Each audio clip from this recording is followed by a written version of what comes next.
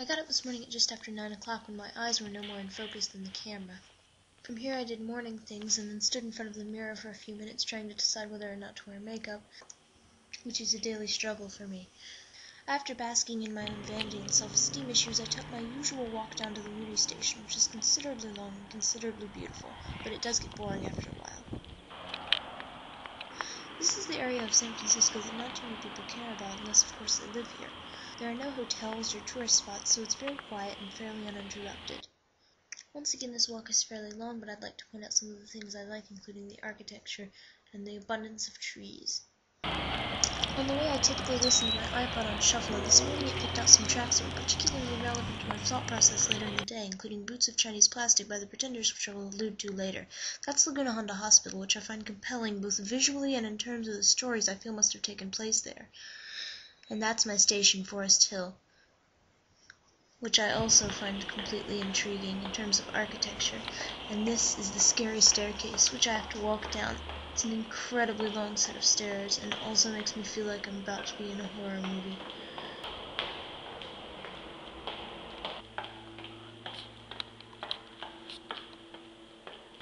About 20 minutes later, I arrived at Civic Center. Civic Center is home to the historic City Hall and numerous statues, as well as a massive public library. Also the Asian Art Museum, which is where I was headed today. On the escalator ride up, I worried, as I do when visiting a museum, if I would enjoy what I was going to see, or if I was going to end up being bored. But after a short time of getting into the swing of things, I felt very comfortable in this museum. I feel a strange camaraderie to Asian culture that I do not feel with my own.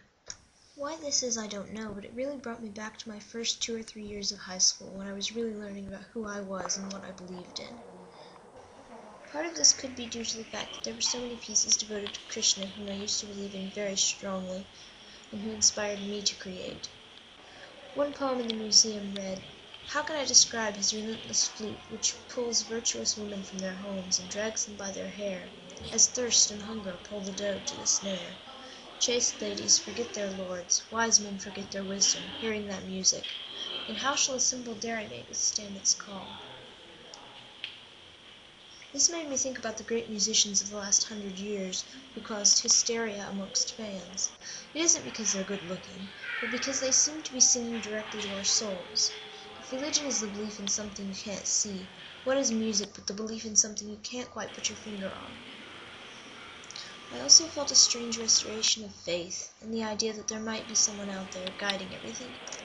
In the end, I don't think it matters whether you believed in something or not believed in something. There are angry atheists who will try to argue that everyone should disbelieve. But what harm is it doing?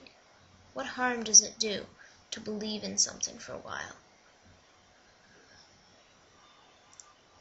After all, what else are we going to do?